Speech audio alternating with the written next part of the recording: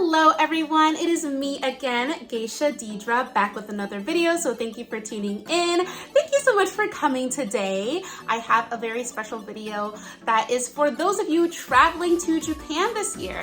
That is my Japan bucket list. So if you're interested, then stay tuned and learn about the things you just have to try. Number one is eat ramen. Sounds kind of weird to start this off with ramen, like geisha. Ramen, seriously? Yes!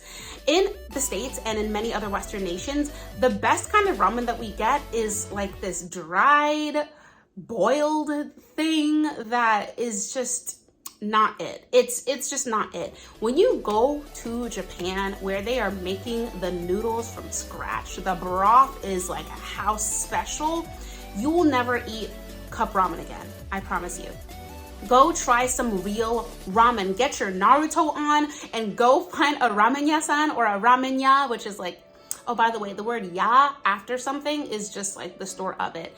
It's like in Spanish, like deria, like panderia, carniceria, like it's like the same thing, like ramen ya, pan ya. These are all places that specialize in that thing. So go and find a good ramen ya and get some authentic ramen. I promise you will never go back. Number two is wear a kimono or yukata. Try on the traditional Japanese garb depending on the season that you're in. Whether you wear a kimono or yukata depends on the season you're in. If you're in the colder months, so like during the fall or the winter, you'll wear a kimono. And if you're in the summer or spring months, then you'll wear a yukata because it's nice and breathable. Try it on. Actually, do a try on. Many different places offer rentals of these garbs. You can wear a kimono for a day, a yukata for the evening, for the duration of a festival, whatever it is. Try it on and take some really cute photos because it is a very touristy thing to do, but it is also you just gotta do it. Just trust me on this. Just do it. Number three is take a photo at Shibuya Crossing. Shibuya Crossing is in Tokyo. It's next to Shibuya 109, which is this huge shopping mall. And the crossing is just a crosswalk, but it's one of the biggest crosswalks in the world, I think, if not the biggest. And so many different scenes of anime and scenes in dramas and photos are taken there. So take yours. Chances are you're going to be flying into Tokyo anyway through Narita or Haneda Airport, which are both international airports. So you'll be in the neighborhood of Shibuya. So definitely go to Shibuya Crossing and take some cute photos. Also see Hachiko while you're there. Hachiko is a little dog statue. So yeah, do that too. Number four is go to an onsen. This one might be a little intimidating for some of you because it's literally a hot spring, like a Japanese hot spring where it's separated by gender and you go in and you're fully nude, but you have this Japanese bath experience. And it was intimidating to me. I actually have a video on this channel about it, but it was one of the best things I never knew I needed in my life. So I recommend that for all of you. If you're brave enough, if you're a brave soul, try an onsen and I promise you will not be disappointed. It might be a little nerve-wracking, but it actually is a great way to bond with friends too. I don't recommend going by yourself because that can be kind of intimidating. Go with some people you trust, but it's amazing and I miss it so much every day. But yeah, you guys, if anything, do it in my honor, okay? Because I can't go right now. Do it in my honor and go to an onsen and you enjoy yourself. Put some cucumbers on your eyes. Just kidding, don't do that. But yeah, so go to an onsen. Number five is go to karaoke. Go to karaoke. Go to karaoke because it is a huge part of Japanese culture. Also in Japanese, they call it karaoke. Karaoke, okay? It's not karaoke. You say karaoke, they'll be like, ha. You can go solo or you can go with people. Definitely more fun with people, but it's just such a great experience. I used to go all the time. There's one called Maneki Neko. It's like a big karaoke chain and I've had some of my best memories in Japan singing karaoke, and it's a great way to bond with friends if you're there with other people. So go to karaoke and go a few times. Go in a few different places, and they offer food and drinks too, so you'll be there and you'll be entertained and you'll have refreshments and it'll be a good old time. Number six is go to a festival. Go to a festival. Check out the times that you're going to Japan and see if there is a matsuri, which is a festival, going on somewhere in your area. Reason why I say to go is because it's a uniquely Japanese experience.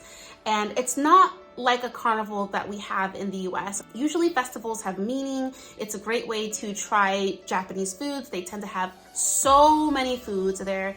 They have rides sometimes. They have like traditional Japanese games like the little goldfish paper game. There's so many different things, and it is similar to a carnival, but so much better and so much more meaningful because different festivals have different themes and they normally have very wholesome meanings, unless there are other kinds of festivals that aren't quite appropriate. Even those could be fun. Even those could be a good time. So go to a festival while you're there. Number 7 is go to a maid cafe. Maid culture in Japan is different. You don't really see that in many other places. And it's a very cute, kawaii experience. You can have your meal, be entertained, meet some people, and really get introduced to a part of the culture that really you can't find anywhere else. So go to a maid cafe and go have a good time and enjoy all of the adorable food that they make for you. Number 8 is see the deer at Nara. Nara is a prefecture in southern Japan next to Osaka. It is a place where they have a temple with a bunch of deer, and the deer are domesticated. Well, they're domesticated but wild. It's so complicated to explain because like they're definitely wild animals, but like they're also very friendly for food. I would recommend going because the first time I was in Japan, I went and it was one of the most formative experiences of my stay. It was so much fun. The deer are so cute and they actually know how to bow. So if you feed them and you bow, or like you bow and then feed them, they will bow back to you. It is incredible and I've never seen anything like it literally anywhere else. And living in the States, deer were always this like fascinating creature. And whenever I'd be driving on the side of the road, I'd be looking like, oh, it's a fawn. I've never been able to get that close to a deer before and like feed one and bow at one and just be near one. Definitely don't pet them though. Like give them their space, like respect the deer, right? Like let's respect the deer, but it was just so fascinating to watch them and to be with them. And I think that would be a great experience for you too, especially if you have small kids. It feels similar to a petting zoo, but don't pet them. All right, cool. Number 9 is visit a shrine or a temple. These are actually pretty hard to avoid because you'll see shrines and temples almost everywhere in Japan. And they have shrines and temples in some of the most interesting tucked away areas in the biggest of cities. So make some time to go there. Of course, learn the basics about shrine and temple culture. They're not the same. Also, the difference between a shrine and temple is a shrine is for Japanese Shinto faith, and then a temple is a Buddhist faith.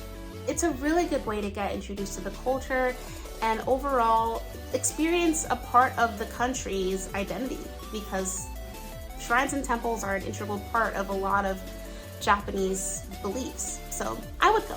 Last but not least, number 10 is see Mount Fuji. I'm not saying to hike Mount Fuji. I'm not saying get your boots on and your backpack and go on a journey. That's not what I'm saying at all. I remember seeing Mount Fuji for the first time and being so in awe. Like Fuji, the pictures don't do her justice. Let me just say that. Like she is beautiful. But look for her. Like I mentioned earlier in this video, chances are you'll be coming through a Tokyo airport. And so chances are you're going to be in the neighborhood of seeing Fuji because Fuji is in Yamanashi Prefecture. Seeing Mount Fuji for the first time was one of those, wow, like I really made it, I'm really here moments. So I would love that for you too. So look for Mount Fuji if you're riding in the train or you're flying in an airplane or you're walking, you know, wherever you are, like look for Fuji. Check your map or check your phone and see if Mount Fuji is in your area and make time to go and see and take some pictures in front of her because she is so beautiful and you will not regret it.